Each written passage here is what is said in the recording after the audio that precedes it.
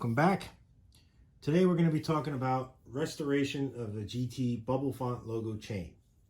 Now, I'm not an expert by any means, so full disclaimer here, I don't recommend doing this for a rider. This method should really only be done for a show bike or a carpet queen. If you're going to ride, you should buy a new chain. They're relatively inexpensive. Well, let's talk about the chain itself. The 84 to 86 GT chains appear to be manufactured by various companies, but most of them were done by Izumi, and they're more desirable. I've restored about a half dozen now of the 87 to 89 GT chains, and I have two OG chains here, and none of them are stamped Izumi. So I'm believing that the manufacturer was somebody other than Izumi for those years. And I believe on the Pro Performers and the Performers, you can sometimes find a KMC chain, but I'm not sure if they're the ones who manufactured the bubble font logo. So there might be some debate about that. You guys can talk about that in the comments or whatever.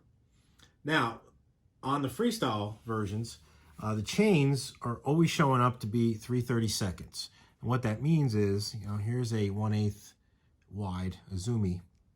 And if we lay them up against each other, you can see that the Izumi is wider in width and the GT chain is narrower. So the GT is a 3/32 chain, and most of the other racing bike chains are 1/8 by half, and this is 3/32 by half. So what that really means, without getting into technical details, is the 3/32 comes out to be about 93 thousandths or 2.38 millimeter wide, and the 1/8 inch is about 125 thousandths or 3.175 millimeter. So just something to think about with your chain ring and sprocket and your freewheel setup. So they all have to match. The chains on the 87 to 89 GTs approximately ran about 49% on the logo and about 49% on the plane and about 1% date stamp. That's just a relative number. On a couple chains I found had 3 date stamp links.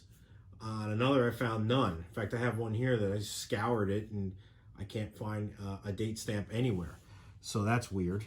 And it is an original chain because it came off a Survivor. So it's just something to think about. I guess quality just wasn't job one. So let's get to it. So depending on the condition of the chain, you probably want to basically just put it in a tub, like a Rubbermaid tub, and basically soak it in a degreaser or a rust remover.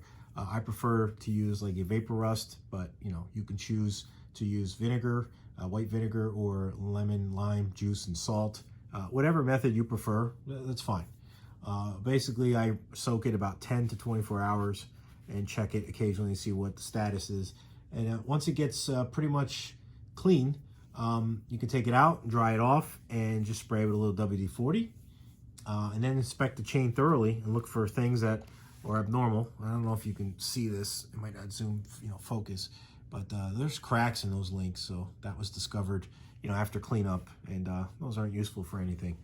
But things that you'll find, maybe some really bad, corrosion. Like there's one that's got a lot of pimpling in it, a lot of dents.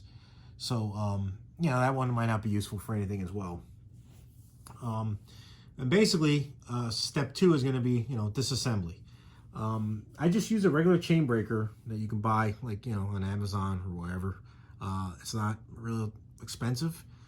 I do not recommend, really expensive tools like this brand with this CT-3.3. No, it leaves marks on the links and damages them. So don't use them. This chain breaker is modified. It is not a stock out of the box. I did some contouring of it so it matches the shape of the link. So you'll have to do a little bit of tinkering. Again, your method, you do whatever you want. I'm just showing you what I'm doing. Okay, so moving forward, once everything is disassembled, you have to separate the links, put your logo links in one section, put your plain links in the other, and find your date code, and then bag them, tag them, and get them ready. So I take them from there and I basically sandblast them. I don't concentrate. I usually just use a magnet, attach about 6 of them to a magnet at once, and just slightly sandblast both sides And then after that, I take and go inspect them, looking for anything that may have shown up that I didn't see before. And then comes the next step, which is light sanding. And I do a 220 grit and then maybe a 400. And it's just light sanding just to kind of get any of the proud spots to come down or any kind of irregularities. Just, like I said, light sanding, not a big deal. Then comes the powder coat. So I send all my links out to a vendor for powder coating. I don't do it myself. I may have left out additional steps because I don't know the whole process of powder coating. I mean, I understand how it works, but my powder coat guy takes care of that for me, and he only powder coats the one side. As you can see, the rear side is not powder coated, and so that's that. Once they come back from powder coat, it's time for reassembly. So I'll show you real briefly what I do. Now, the other thing I want to discuss about the chain is there's no rhyme or reason until how these logos are on the chain, meaning how they place them. Some are up, and some are just, you know, there's 2 GT logos, and then there's a plane. There's 3 GT logos. One of them's upside down, and then there's a plane link. So it's just hit or miss. So there was really no rhyme or reason to how they did it. So when I put mine back together, I do it in a pattern. I do about 2 GT links with logo, and then I do a plain link, and I mix it up a little bit. But what I do is I keep all of the logos facing the same direction. So all the GTs will be in the same up direction with the corresponding on the other side of the chain. On the rear side of the chain, we'll have the same setup. And I do this for a reason. I don't ever want this chain to be confused with a OG original chain. That's not what I'm about. I am restoring this chain.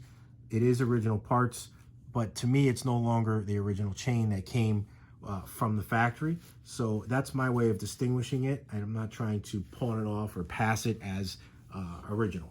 So moving forward from there, let's check to see where we're at. So this last link here is a GT logo on that link. So we're going to go ahead and I'm going to start presetting the pins in 2 plain links. And there's 4 pins in here already. And they're about, you know, a quarter of the way through. And that's important.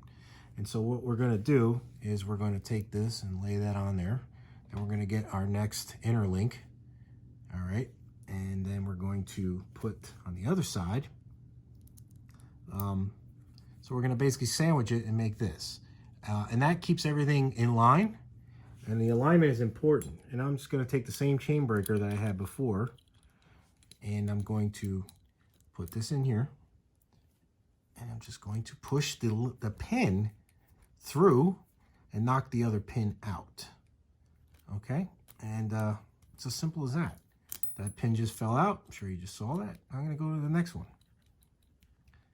And you can see this is not hard. Yeah, it does take some time. What else are you going to do in the winter, right? So there we go. I just installed that. The 2 pins are here. They fell out. Everything is aligned. It looks good. And if you got a little bit of stiffness, like in here, you can just kind of take this and just kind of wiggle it back and forth like this. And all of a sudden, it kind of frees up and you get that movement, just like it would before. Okay, so that's it.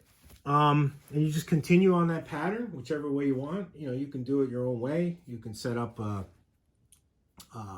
all the GT logos. You can buy a couple chains and combine them. You can polish the links to your fine. You can powder coat whatever color you want.